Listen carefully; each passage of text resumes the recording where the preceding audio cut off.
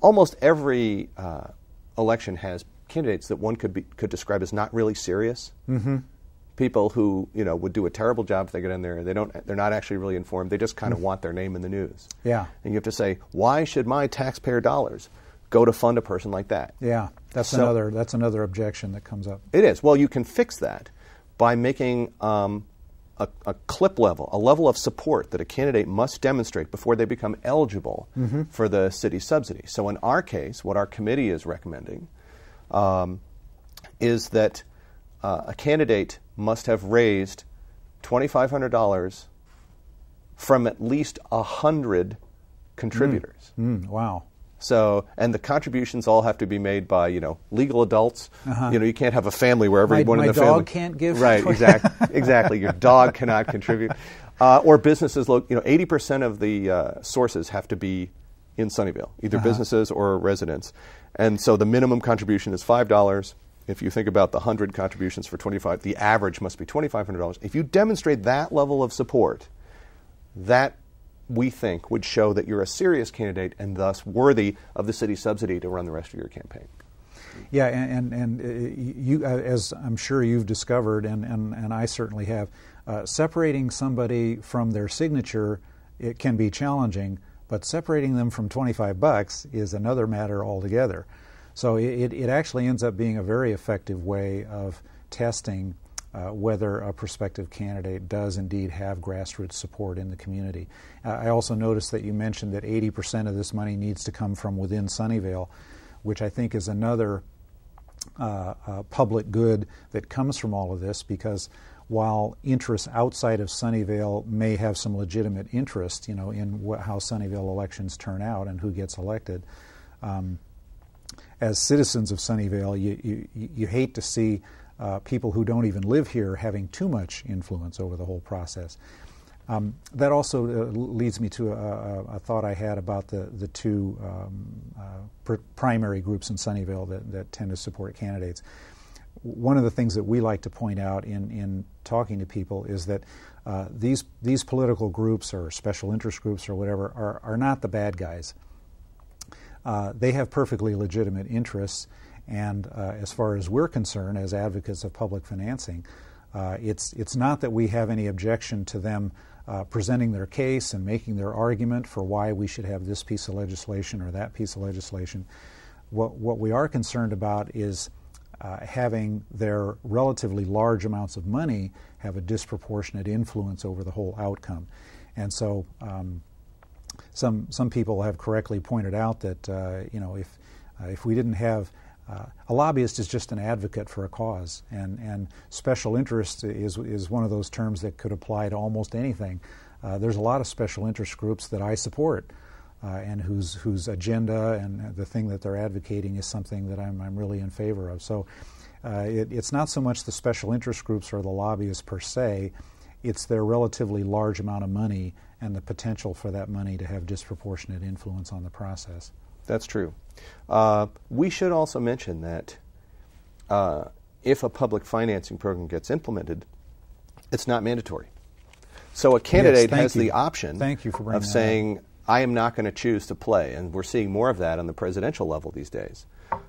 It's just that if you choose to accept the city subsidy, you then have to agree to the spending limit, and you have to qualify by getting all of those small contributions, as I said before. Mm-hmm.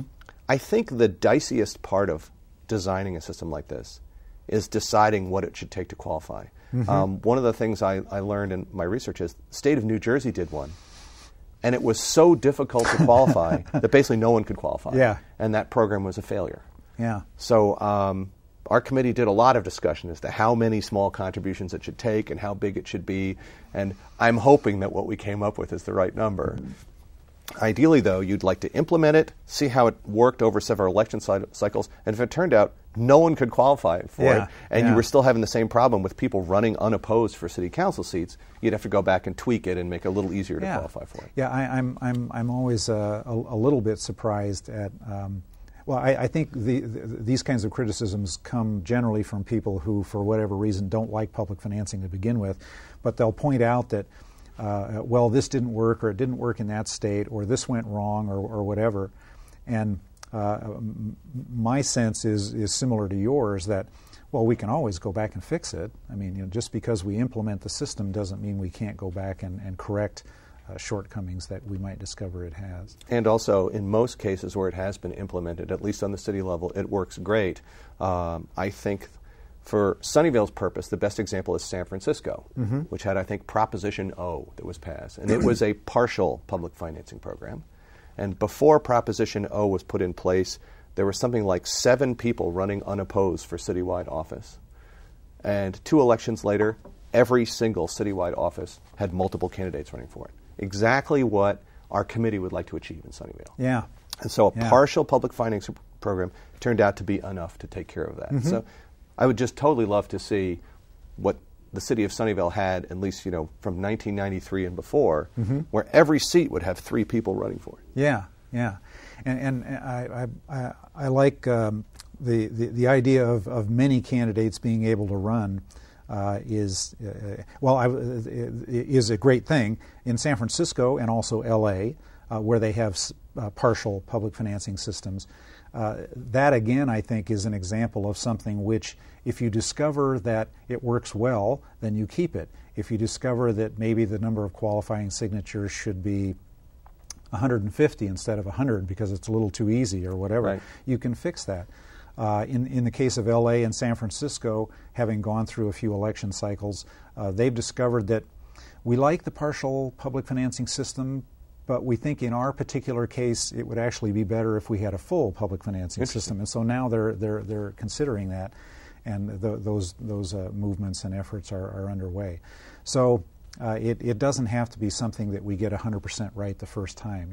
I think one of the beauties of democracy is that it encourages experimentation, and that's why we get to vote periodically, so that we can take stock and decide if we like how things are now. I think it might be because I'm trained as a scientist that doing this kind of experimentation might have more appeal to me than some other city council members. And what more valuable experiment? That's right. And when some people are concerned about the cost, one of the things that a columnist in L.A., George Skelton, works for the L.A. Times, said a few years ago in a column that I'll have to paraphrase, that if we don't pay for the politicians, the special interest groups will. So the truth is, especially at higher levels of government where the sums of money get bigger and bigger, it gets harder and harder for potential candidates to find the money to run. So it really isn't their fault either, because they don't have any other place to get the money. And we like to say that it isn't even the fault or the blame of the special interest groups that are providing this money, because they're just doing what's legal and what's in their best interest. And what if they didn't do it, their competitor might, and then they'd be at a disadvantage.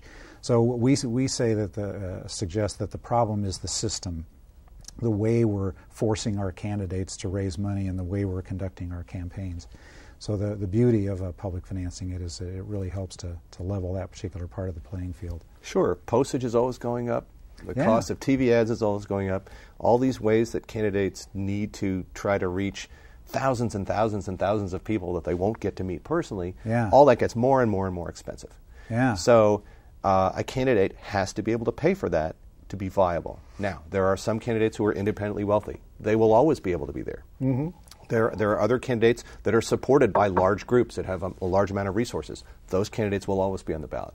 The question for the voter is, are those candidates sufficient? Is that menu good enough for you? And am I getting to look at all the candidates that I might? Could I ever imagine voting for someone that wasn't already supported by someone with deep pockets? And if so, public financing. I have to interrupt you because I'm getting the signal. You've been watching Straight Talk, brought to you by the Santa Clara County Democratic Club. Thanks very much for listening. Hope you have a great day.